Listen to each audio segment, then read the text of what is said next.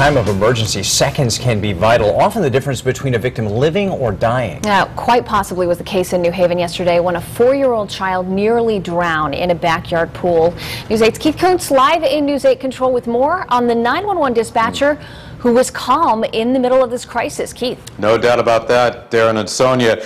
911 dispatcher David Mancini doesn't consider himself to be a hero, but you'd probably get a different answer to that question from the family of the little boy that he saved. David Mancini was working at his normal post at New Haven's 911 Emergency Communication Center when the call came in from Waybossett Street yesterday morning. He knew immediately it was a serious situation. This is the real deal.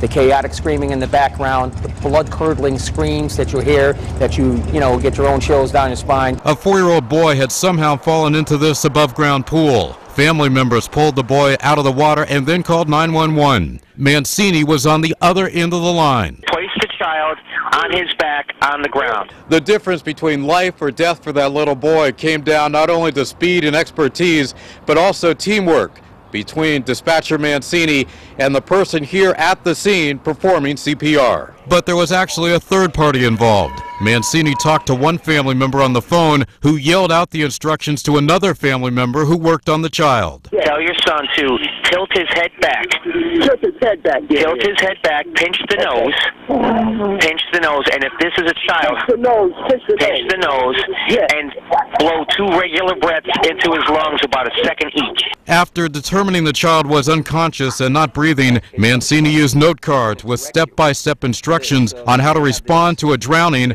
to walk family members through the crisis. When we were performing CPR as a team approach, even on the phone, I said, have him count off. So he started counting off, the gentleman performing the CPR was counting off, so that we can get those 30 compressions between the 2 breaths. And thanks to Mancini's calm under pressure, family members were able to keep the child alive until emergency crews got to the scene. They're coming in. They're coming in? They're coming now. All right, well, just follow the directions of the paramedics and they'll take care of everything, okay? All right, thank you.